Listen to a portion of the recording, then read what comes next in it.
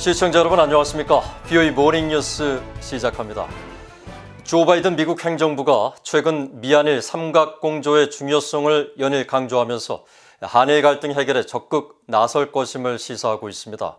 이곳 워싱턴의 전문가들은 미한일 공조가 미국 동북아 정책의 핵심 요소로 떠오르고 있지만 원활한 협력까지는 해결해야 할 과제가 많다고 지적했습니다. 함지아 기자가 먼저 보도합니다. 미국 국무부는 최근 동북아 지역 문제를 언급하면서 항상 한국, 일본과의 동맹 강화를 거론하고 한일 간 긴장 상황에 대해 유감 표명 등 3자 동맹의 중요성을 지속적으로 강조하고 있습니다. 네드 프라이스 국무부 대변인은 지난 9일 정례 브리핑에서 북한의 도발보다 미국, 한국, 일본이 이견을 보이고 긴밀한 정책 조율을 하지 못하는 상황이 더 우려스럽다는 입장을 밝혔고, 국무부 대변인실 관계자도 최근 BOE에 미국과 동맹과의 관계뿐 아니라 동맹 간 관계도 강화하고 있다면서 일본과 한국 간 관계보다 더 중요한 것은 없다고 강조했습니다. 짐 쇼프 카네기 국제평화재단 선임연구원은 BOE에 바이든 행정부는 전임 정부의 미국 우선주의를 근본 배격하는 외교정책을 추진하고 있다며 이에 맞춰 한국과 일본과의 동맹 관계도 특별히 강조되고 있다고 분석했습니다. They're our longest allies and most substantive and most well-developed, and of course the forward-deployed U.S. forces in both is pretty key. There's a ton of interoperability opportunities. So I think all of that is the reason why they think it's a critical component of a successful foreign policy in East Asia. 마이클 오헨런 브루킹스 연구소 선임 연구원도 북한과 중국 문제는 함께 협력할 때 효과적으로 해결된다면서 미한일 세 나라 모두 강력한 민주주의 국가이자 중요한 경제적 파트너며 여러 공동이익을 공유하는 국가라고 밝혔습니다. 하지만 삼각 공조가 이뤄지기까지는 구체적 조율 방안 등 해결 과제가 많다고 지적했습니다. We're not going to make any great headway with trilateral cooperation if we don't even agree on what we're trying to do together. So, in other words, the cooperation cannot really precede the policy. You need to know what you're trying to do with North Korea, with China and its rise. 브루스 클링너 헤리티지 재단 선임연구원은 과거사 갈등이 계속되고 있는 한국과 일본 관계를 삼국 공조를 위해 해결돼야 할 시급한 과제로 꼽으면서 적극적인 개입 대신 갈등을 피할 수 있는 협력 방안을 조용히 모색해야 한다고 조언했습니다. The U.S. doesn't want to appear to be a judge between the two allies. Both are important to us in achieving not only our own strategic objectives, but the objectives of both allies. So we are stronger when we work together. 전문가들은 미한일 삼국 공조 강화를 위해서는 공동 목표의 다각화가 중요하다면서 한국과 일본이 민감하게 여기지 않는 사이버 안보나 공중 보건, 유행병, 기후변화 등을 바탕으로 협력의 틀을 넓혀 나가는 것이 필요하다고 강조했습니다. BOE 뉴스 함지아입니다. 이런 가운데 한일 관계가 수십 년 만에 가장 나쁜 최저 수준을 기록하면서 미한일 공조를 약화시켰다고 미국 의회 조사국이 지적했습니다. 이에 따라 동맹관계 복원을 강조하고 있는 바이든 행정부가 한일 양국 간 신뢰 촉진 방안을 강구하고 있을 것으로 진단했습니다. 이종훈 기자입니다. 미국 의회 조사국은 최근 갱신한 미일 관계 보고서에서 한일 관계가 과거사 문제로 계속 어려움을 겪고 있다며 수십 년 만에 최저 수준을 기록했다고 밝혔습니다. 무역, 안보, 과거사 문제 등과 관련해 한일 양국 정부가 취한 잇따른 행동과 보복 조치들이 양국 관계를 급격히 악화시켰다는 겁니다. 그러면서 이런 상황이 미한일 3국 정책 공조를 약화시켰다고 지적했습니다.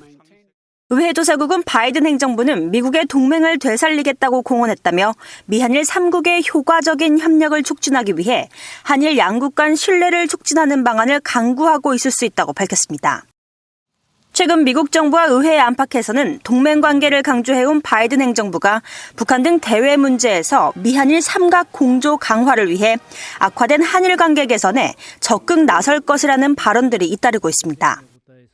아미베라 하원 외교위 아테소 위원장은 최근 VOA와의 인터뷰에서 바이든 행정부는 미한 양국은 물론 미한일 문제부터 해결한 뒤 장기적 대북 전략을 마련할 것이라고 밝혔습니다.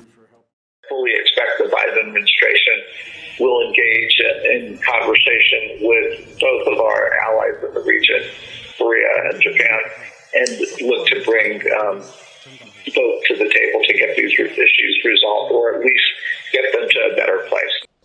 의회 조사국은 이어 미국과 일본의 관계는 여전히 견고하다고 평가하면서 최근 두 나라의 정권 교체는 양국 관계를 원활하게 하고 더 큰 사안들에 걸쳐 협력을 심화할 수 있다고 전망했습니다. 북한 문제와 관련해선 일본 당국자들이 일본인 납치 문제 해명을 우선시하고 있다며 바이든 행정부가 이 사안을 북한과의 향후 협상에 포함하기를 바라고 있다고 밝혔습니다. 또 미일 동맹 관계는 트럼프 전 대통령과 아베 신조 전 일본 총리 하에서 개인적 관계에 크게 의존한 반면 바이든 대통령과 스가 요시히데 총리는 보다 정통적인 파트너십으로 돌아갈 수 있다고 밝혔습니다. 이어 스가 총리는 기존의 대외 정책을 이어갈 것이라고 선포했고 바이든 대통령은 북한의 비핵화와 해상에서 중국의 영유권 주장, 인권 문제 등을 다루기 위한 양국 동맹 활성화를 강조하고 있다고 설명했습니다. 의회 조사국은 또 일본이 중국의 부상을 견제하기 위해 영내 동맹국들과의 관계를 강화했고 미국, 인도, 호주와의 사자협의체 쿼드에 적극적으로 나섰다고 밝혀 미국과 한국 관계와는 다른 점을 평가했습니다. VOA 뉴스 이존입니다. 한국과 일본의 북핵 수석 대표가 전화회담을 갖고 북한 문제를 비롯한 미한일 3국 공조 방안에 대해 논의했습니다. 한국 외교부는 15일 보도자료에서 노기덕 한반도 평화교섭본부장과 후나코시 다케이로 일본 외무성 아시아 대양주 국장이 전화회담을 갖고 최근 한반도 상황에 대한 평가를 공유했다고 밝혔습니다. 이어 현재 상황을 안정적으로 관리하면서 한반도의 완전한 비핵화와 항구적 평화 정착 진전을 위한 한일, 한미일 간 협력 방안에 대해 의견을 교환하고 앞으로도 북한 문제와 관련해 긴밀한 소통과 협력을 지속해 나가기로 했다고 밝혔습니다. 일본 외무성도 이날 보도자료를 통해 전화회담 사실을 전하면서 양측은 최근 북한 정세에 관한 의견을 교환했고 북한 문제 해결을 위해 일본과 한국 또 미국을 포함한 세 나라가 긴밀히 연계해 나갈 것을 확인했다고 밝혔습니다. 최근 미국과 한국, 일본 등 주요국 전직 고위 관리들이 바이든 행정부의 북한 핵위협에 대응한 아시아 핵기획 그룹 창설을 제안한 데 대해 미국의 안보 전문가들이 공감을 표했습니다. 하지만 한국 내 정치적 제약 등 현실적인 한계가 많다는 지적도 나왔습니다. 김동현 기자입니다. 최근 미한일 전직 고위 외교안보 관리들은 북대서양조약기구 나토 회원국들이 핵무기 운용에 대한 의사결정과 핵 전략을 논의할 목적으로 1966년 설립한 핵기획그룹과 유사한 아시아 핵기획그룹 창설을 바이든 행정부에 제안했습니다. 이에 대해 브루스 베넷 랜드 연구소 선임 연구원은 최근 VOA에 북한의 진화하는 위협 때문에 미한, 미일 간 상호 방위 협정에 의거한 양자적 확장 핵 억제력 공약에도 한계가 나타나기 시작했다고 지적했습니다. 그러면서 한국, 일본, 그리고 유사시 유엔군 한반도 증원병력으로 참전할 수 있는 호주를 포함시키는 핵기획그룹의 창설이 필요하다고 강조했습니다. Let's say North Korea fires a nuclear weapon at Tokyo, and the Japanese government come to the U.S. and say, okay, you've got a nuclear umbrella, we want you to hit Pyongyang in response. Do you think President Moon is going to say, no big deal, go ahead, no problem, I agree? 로버트 아인혼 전 미국 국무부 비확산 군축 담당 특별보좌관은 아시아 핵기획그룹 창설 제안에 공감한다면서도 현실적인 어려움을 지적했습니다.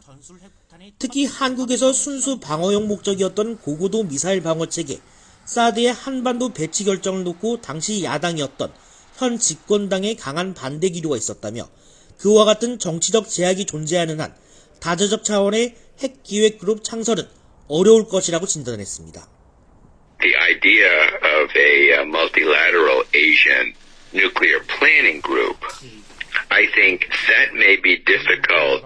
I think, in particular, especially the Moon Jae-in government would be reluctant to have such a multilateral nuclear planning group. I think President Moon and his advisors would say this would be too provocative to China.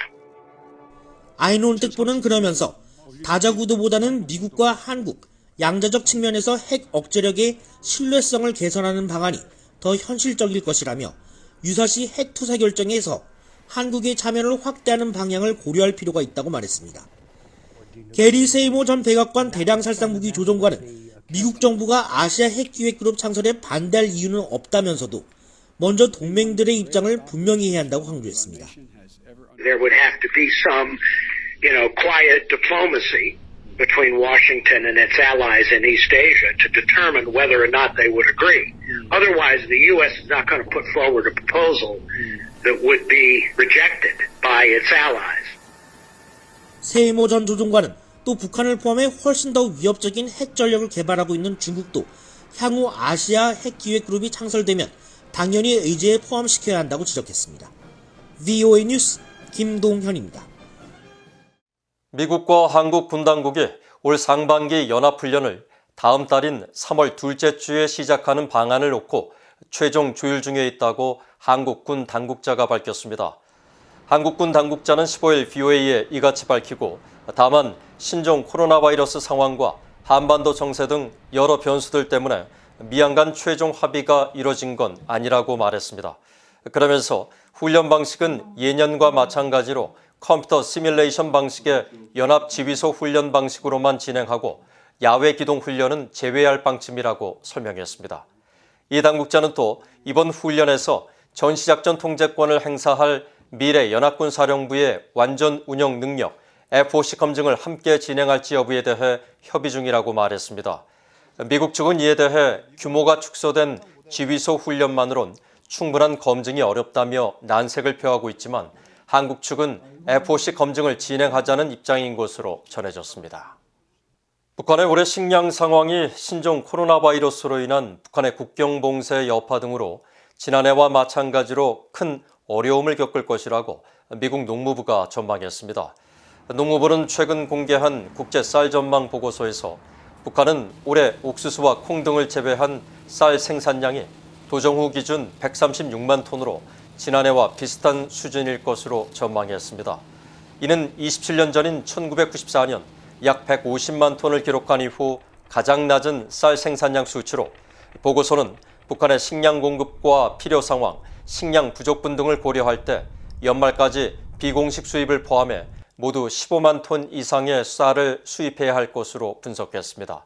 농무부는 지난해 같은 보고서에서 북한의 쌀 수입 전망치를 3만 2천 톤으로 예측했지만 올해는 11만 8천 톤이 증가한 15만 톤의 쌀 수입이 필요하다고 전망해 북한의 식량 사정은 올해 더 암울할 것으로 내다봤습니다. 이상으로 VOA 모닝 뉴스를 마칩니다. 시청해주신 여러분 고맙습니다.